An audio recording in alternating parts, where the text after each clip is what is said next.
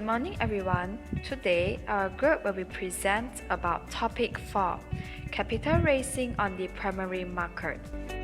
The first part of this topic will be primary issues of ordinary issues. In this part, advantages and disadvantages of flotation will be discussed. What is the advantages of flotation? 1. Access to equity capital. 2. Secondary market for shares. 3. Heightened corporate image. 4. Attract key employees. While the disadvantages of flotation will be 1. Dilutions of control. 2. Increased responsibility of directors. 3. Disclosure requirements. 4. Costs. 5. Insider trading legislation. 6. Less control over company direction. Let's move on to 1.2, listing and flotation on Bursa Malaysia Securities Berhad. Flotation, or an initial public offering (IPO), involves issue securities to public at large on the stock exchange for the first time. This is known as an issue in the primary market. Whereas officially listing and quotation in secondary market complete the process of flotation. As indicated earlier in this guide, the securities of an established company are usually listed on the main market of Bursa Malaysia Securities Berhad. As an alternative, Bursa Malaysia Securities Berhad offers the sponsor-driven ACE market, which allows all companies regardless of size and economic sector to raise capital. All companies seeking listing in main market of Bursa Malaysia Securities Berhad require the SC approval under Section 212 of Capital Markets and Services Act 2007. In addition, prospectus issued in conjunction with listing must also be registered under SC. For ACE market listing application, SC approval under Section 212 is not required. However, IPO prospectus is subject to SC review. To float securities of company on Bursa Malaysia Securities Berhad, company must meet various requirements of SC as set out in its equity guidelines and comply with the listing requirements of Bursa Malaysia Securities Berhad. The minimum public offering size through balloting process is as follows. Those with enlarged issued and paid up capital below 200 million need at least 5% of the enlarged issued and paid up capital, or an aggregate of 3 million in nominal value, whichever is the higher. Whereas, those with enlarged issued and paid up capital 200 million and above need at least 2% of the enlarged issued and paid up capital, or an aggregate of 10 million in nominal value, whichever is the higher. Next, only public companies are permitted to list on Bursa Malaysia Securities Berhad, whereas for private company, they must convert to public company if they wish to make a public offering. As part of new listing framework, SC and Bursa Malaysia introduced the listing of Special Purpose Acquisition Companies (SPACS), which are shell companies without operation formed specifically for the intentions of merging and acquiring operating companies or business using the proceeds of flotation. SPACS are also allowed to list on the main market. This is also to promote private equity activity and encourage corporate merge and acquisition. Next, I would like to talk about equity guidelines and the listing requirements of Bursa Malaysia Securities Berhad. Under Section 212 of CMS Act 2007, the corporate proposals that require Security Commission Malaysia SC approval including issues and offerings of equity securities, listings of corporations and quotation of securities on the main market of Bursa Malaysia Securities Berhad, and proposals which result in a significant change in the business direction or policy of corporations listed on the main market. The principles of equity guidelines include the following. First, issuers must be suitable for listing and have minimum standards of quality, size, operations, and management experience and expertise. Timely disclosure of material information which is accurate and complete is needed to enable investors to make an informed assessment of the issuer, the proposals, and the securities being offered. Besides, issuers and their directors, officers, and the advisors must maintain the highest standards of corporate governance, integrity, accountability, and responsibility. Directors of an issuer must act in the interest of shareholders, particularly where a related party has material interest in a transaction entered into by the issuer.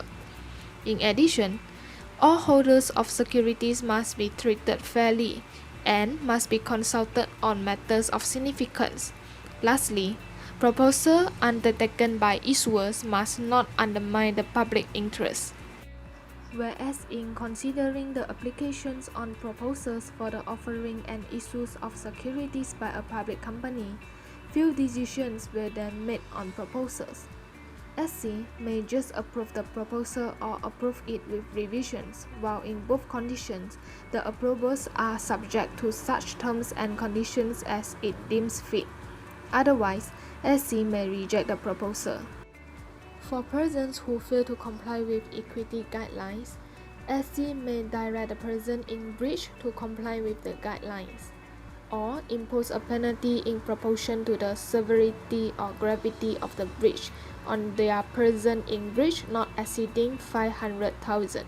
Besides, SC may reprimand the person in breach, direct to remedy the breach, or to mitigate the effect of such breach, including making restitution. On the other hand, SC may also refuse to accept or consider the submission from the person in breach. Listing requirements of Bursa Malaysia Securities Berhad are based on the following general principles, which are also stated in equity guidelines. First, all applicants will be of a certain quality and have a record of operations of adequate durations. Investors and the public will be kept fully informed by the listed issuers of all facts or information that might affect their interests. Next, directors, officers, and advisors of listed issuer will be maintain the highest standard of integrity, accountability, corporate governance, and responsibilities. Last but not least, directors of listed issuers will act in the interest of the corporations as a whole. There are three alternative routes available for listing on the main market of Bursa Malaysia Securities Berhad. The first one is the profit test. The applicant under this route must earn an uninterrupted profit after tax of 3 to 5 full financial years, with aggregate of at least 20 million and at least 6 million for the most recent financial years. And they must have been incorporated and operating in the same core business over at least the profit track record period prior to the submissions to the SC. The second route is known as market capitalization test. For those who taken this route, their ordinary shares must have a total market capitalization of at least 500 million based on the issue or offer price as stated in the listing prospectus and the enlarged issue and paid up share capital. Besides, they must have been incorporated and must have generated operating revenue of at least one full financial year prior to the submission to the SC. The last route is infrastructure project corporation test. Depending on this route taken, applicants must have the right to build and operate an infrastructure project, whether in local or foreign countries, with the project cost of not less than 500 million and for which a concession or license has been awarded by a government or state agency with a remaining period of at least 15 years from the date of submission to the SC. However, SC may still consider the listing proposal by an applicant with a shorter remaining concession or license period from the date of submission to the SC, if the applicant fulfills the profit requirements which is stated in profit hash. Moratorium on disposal of shares pursuant to an initial public offering.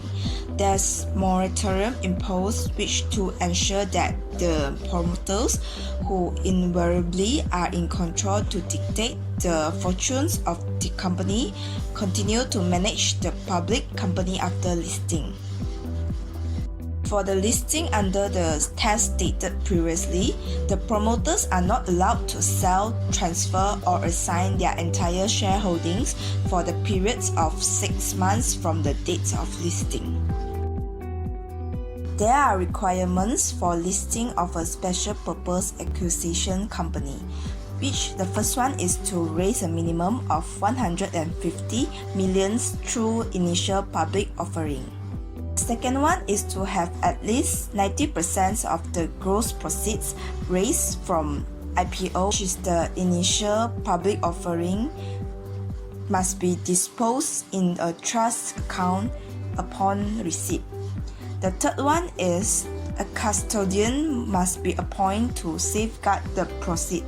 An SPAC must demonstrate that its management team have the experience, qualifications, and competence to achieve the SPAC business strategy.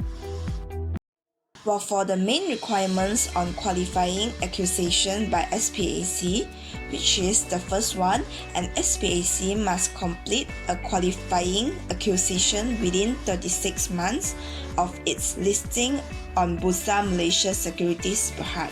The second one, public investor who work against a qualifying acquisition must be entitled to receive in exchange of their securities a pro rata portions of the monies in the trust account.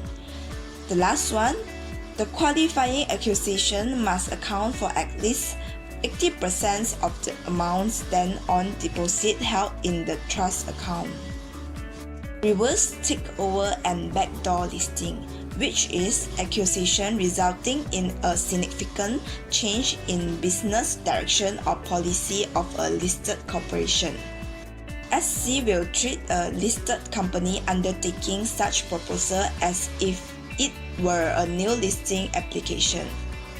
And the proposal would have to comply with either the profit test or the infrastructure corporation test. Secondary listing and cross-listing. The requirements to obtain the SC approval for secondary listing, which are the standards in relations to corporate governance, shareholders and minority interest protections, and lastly, the regulations of takeover and mergers of the jurisdiction in which the company is incorporated. For cross-listing, the requirements to obtain the SC approval is one of the members of World Federations of Exchange, second, based in a jurisdiction that is subject to corporation laws, and lastly, have standard at least equivalent to Malaysia. ACE market. Corporations that wish to list on the ACE market are required to appoint sponsors to assess the quality and suitability of the applicants for listing, which are the following: the prospect of the applicant's business, its corporate governance record, past corporate conduct of directors, sufficient systems, controls, and resources. And lastly, to ensuring admissions of the applicants do not undermine public interest.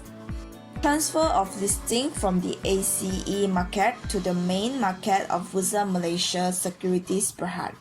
One of the following requirements to be fulfilled, which has uninterrupted profits of 3 to 5 full financial years with an aggregate after-tax profits of at least RM 20 million and an after-tax profit for the most recent financial years of at least RM 6 million. Second, market capitalizations of at least 500 million. And the last one, infrastructure project corporation test as per equity guidelines. The advisor. The role of advisor can be concluded as to manage the flotation exercise, to prepare and submit the corporate proposal, act as underwriter for the securities offer, and lastly, act as placement agent for any placements of security. Operation of the advisory activities in a participating organization. Advisory operations shall be headed by a person which is approved and recognized by the SC. The compliance department of the participating organization shall undertake a regular reviews of all levels of the participating organization's advisory activities. Submit all reviews or report to the board of directors of the participations organization. Importance for participating organization acting as an advisor. First, to ensure avoidance of any conflict of interest, and second, to ensure maintenance of a Chinese wall. Then, let us move to 1.5, preparing the prospectus. What is prospectus?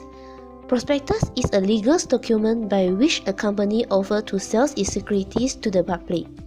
Such documents include a notice, circular, and the advertisement. Apart from this, the CMSA lists out the other documents under the purview of the CMSA that perform the function of a prospectus, including the abridged prospectus for renounceable right issues, sales prospectus, supplementary sales prospectus, short-form prospectus and profile statements, and preliminary prospectus. Next, prospectus also provide the primary source of information which potential investors rely on in assessing the merit of a company. Great care must be taken to ensure that all relevant information is included and the contents do not contain any false, misleading statements and material omissions. There are four important parts which related with the prospectus. First, for the contents of the prospectus must comply with the provisions set out in the Section 235 and Section 236 of the CMSA as well as the prospectus guideline. As a general disclosure test, issuers are required to include such information. Investors and their professional advisor will reasonably require and reasonably expect to find in prospectus for the purpose of making an informed investment decisions.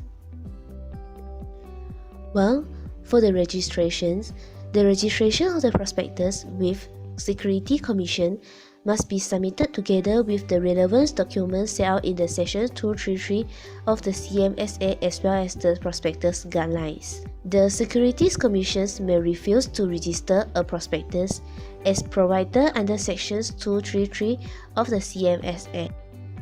In accordance with the Section 234 of the CMSA, an issuer must lodge a copy of the prospectus to be registered with the Securities Commissions and a copy of the forms of applications accompanying such prospectus with the Company Commissions of Malaysia (CCM).